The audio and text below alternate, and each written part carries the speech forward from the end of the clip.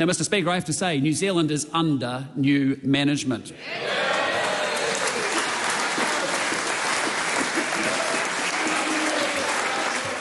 But, Mr Speaker, the first result I actually want to talk about is the election result, and specifically Labor's.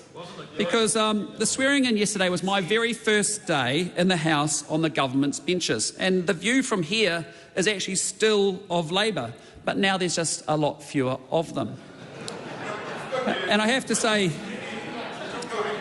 Mr Speaker, what we just now heard from Chris Hipkins was not righteous indignation. Yeah, it was not righteous indignation. It was not righteous indignation, it was ritual humiliation. Because I've got to say, Chris Hipkins started the last term with 65 MPs, and he's starting this one with 34. Think about it, Chris Hipkins started the last term with the biggest majority in MMP history in New Zealand, and is starting this one with one of the most humiliating defeats for the Labor Party. And I have to say, Chris Hipkins and Grant Robertson, they started this last term with everything that they needed, They started the last term with everything they needed to actually set up a political dynasty for a decade, and they squandered it. No reason they should have been in power for 10 or 12 years. They didn't make it. They squandered the opportunity that they've got. And I recall when he lost Meka Whaitiri and he said he didn't know where she'd gone.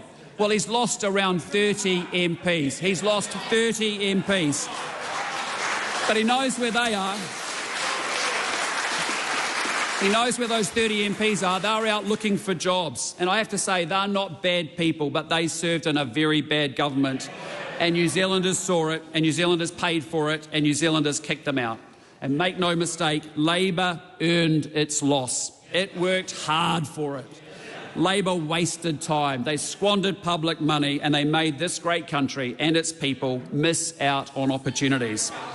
MPs on that side of the House put Labor ideology and dogma ahead of New Zealand's interests, and New Zealand punished them for it. And let it be a reminder to all of us in this House that we are actually here to represent the people and their needs. That's what we're here to do.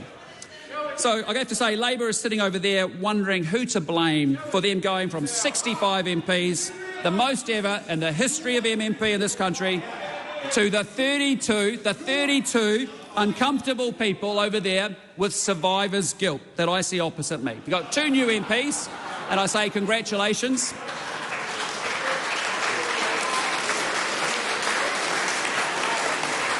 But we heard from a bitter and a twisted and a negative Chris Hipkins, the one we saw during the campaign over there. But you can see he's sitting over there asking the question, how has he survived when nearly half of his caucus lost their jobs under his leadership? Why is he still here when so little was achieved and so little was delivered? Why is he still here? Why is he still here after squandering and decimating an absolute majority in just 3 years? Squandering an absolute majority in 3 years. And so many Kiwis said, I'll vote for anyone but Labor, and they did. And I've been thinking about it. I've been thinking about Chris Hipkins a little bit. And I just have to say, he is actually like an arsonist who, having thrown an accelerant all over the joint and lit the place up, he doesn't just slink off, actually leaving the scene, realising he's caused a huge amount of damage. He doesn't actually fess up, put his hand up, apologise to the New Zealand people and actually say he got it wrong. He just simply loiters and hangs around at the scene of the crime, actually just waiting and watching everything. And meanwhile, the good news I've got to tell you is the fire brigade is showing up and we're going to deal with it. That's what's going to happen. But you have to ask the question, why is he here? And then Grant Robertson, he's also got survivor's guilt, and he's sitting there saying, why me? Why did I survive when I was the Minister of Finance who delivered food price inflation of 28%? 28%, faster than at any time since the 1980s.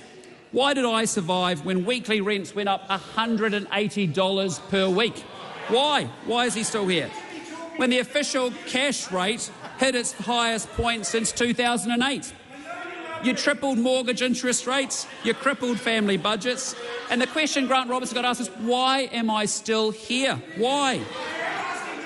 Why is he still here after spending more, borrowing more, taxing more and delivering worse outcomes. He's got nothing to show for it. And so we're asking the same question. Why, having done such a terrible job, is he still here?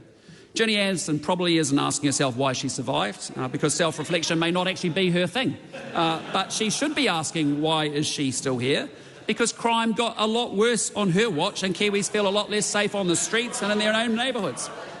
Ayesha Viral, she should also have survivor's guilt because we know so many health outcomes went backwards under Labor. Immunisation rates, wait list times at emergency departments, first specialist appointments, surgeries, all went backwards over that time.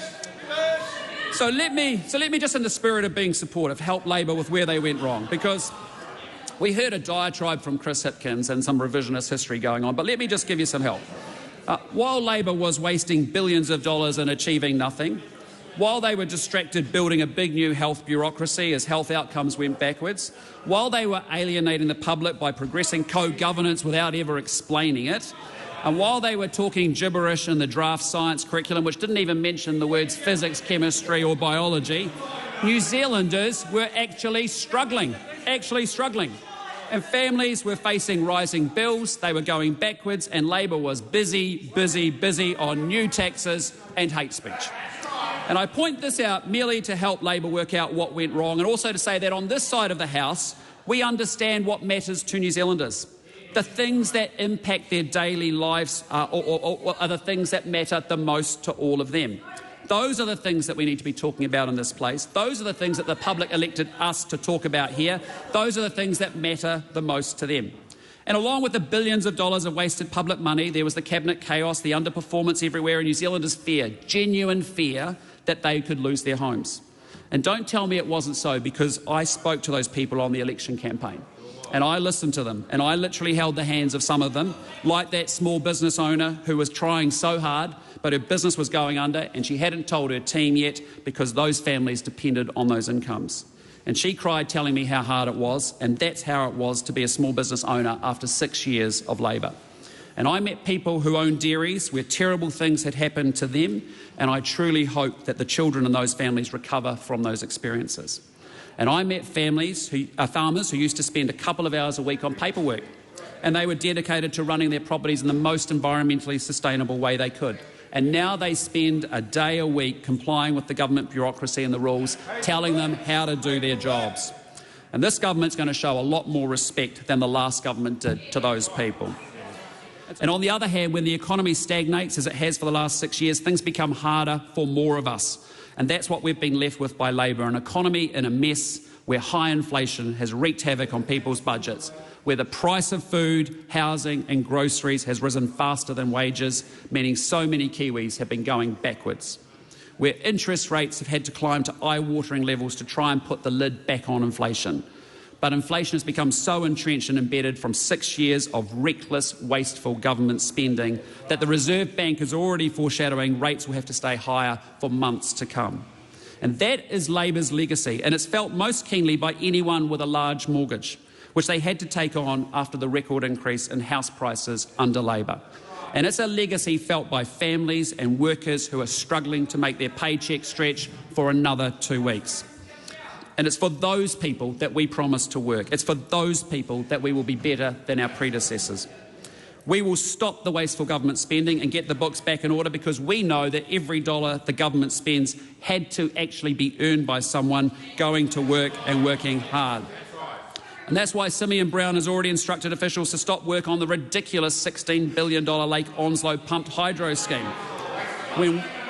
When we've said we're going to stop doing things that are stupid and wasteful, we mean it. There's more of that coming, because people who are working out there in the rain, or people who are cleaning our offices here late at night and paying their taxes, expect us to treat that money carefully, just like they would themselves, and you didn't do it. We're going to let them keep more of their own money to encourage and reward hard work and to help ease the cost of living so that life gets a little bit easier for workers and families. And let's be clear, Labor should have adjusted tax rates a long time ago. That would have actually been the fair thing to do, but they had such an insatiable appetite and an addiction to spending. They wanted more and more of the public's money, and they took it off people who deserve to be paying less tax, not more. We're going to cut red tape because we actually want to make life easier, especially for small businesses and especially for farmers, but also...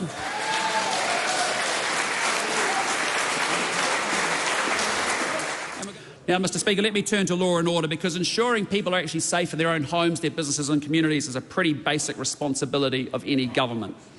But the Labor government didn't live up to that responsibility, and over the past 6 years, violent crime went up 33%, serious assaults went up, I think, doubled, gang membership went up over 70%. And I've got to tell you, gangs wreck lives, and they are responsible for enormous social and community harm. And under Labor, they were allowed to overrun entire towns, take over motorways and actually beat people up in public daylight. And that growth in gangs is troubling, especially for communities with a large gang presence, but also troubling for anyone who truly cares about our country. And as I've said before, if you care, you do something about it to help. So this government is going to focus on law and order and restoring personal responsibility as part of our commitment of making our communities safer. And of course, we'll focus on the causes of crime too, but also on law and order, because here's another stat for you. 60% of gang members, 60% more gang members are on home detention under Labor, and they're responsible for 1/3 of the breaches. And here's another one. Retail crime has been impacted by an incredible 92%. It's cost us actually $2.6 billion extra. And we're all now paying for that crime with higher prices and more inflation. Now, Labor said the 2017 election was going to be a new beginning for our education system. Remember that? Remember that one? That was what they said. You know, transformational government, going to be fantastic, going to deliver outstanding outcomes for education.